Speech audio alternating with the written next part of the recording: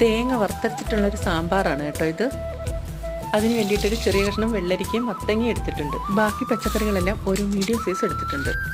ഇനി കുക്കറിലേക്ക് 1/2 കപ്പ് പരിപ്പും 2 കപ്പ് വെള്ളവും 1/2 ടീസ്പൂൺ മഞ്ഞൾപ്പൊടിയും ആവശ്യത്തിന് ഉപ്പും ചേർത്ത് 2 വിസിൽ വന്നാൽ ഓഫ് ചെയ്യാം. ഇനി ഒരു പാനിലേക്ക് 2.5 ടേബിൾ സ്പൂൺ മല്ലി, 6 വറ്റൽമുളക്, 4 കാശ്മീരി മുളക്, 1/2 ടീസ്പൂൺ ഉഴുന്ന്, 1/4 ടീസ്പൂൺ ഉലുവ, 1/4 കപ്പ് തേങ്ങയും 2 ചെറിയുള്ളി ചെറുതായിട്ട് അരിഞ്ഞതും 1/4 ടീസ്പൂൺ ചെറിയ ജീരകവും ചേർത്ത് നന്നായിട്ട് മൂപ്പിച്ചെടുക്കാം. ഇനി ഫ്ലെയിം ഓഫ് ചെയ്ത് ഒന്ന് തണുക്കുമ്പോൾ 1 ടീസ്പൂൺ കായപ്പൊടി ചേർക്കാം. ഇനി വെന്ത് വന്നിട്ടുള്ള പരിപ്പിലേക്ക് വെണ്ടയ്ക്കയും തക്കാളിയും ഒഴിച്ച് ബാക്കി എല്ലാ പച്ചക്കറികളും ചേർക്കാം.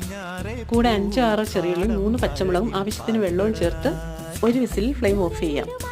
ഇനി വറുത്ത് വെച്ചിരിക്കുന്ന തേങ്ങ അല്പം വെള്ളം ചേർത്ത് നന്നായിട്ട് അരച്ച് ഒന്ന് വെന്തിട്ടുള്ള കഷ്ണങ്ങളിലോട്ട് ചേർക്കാം.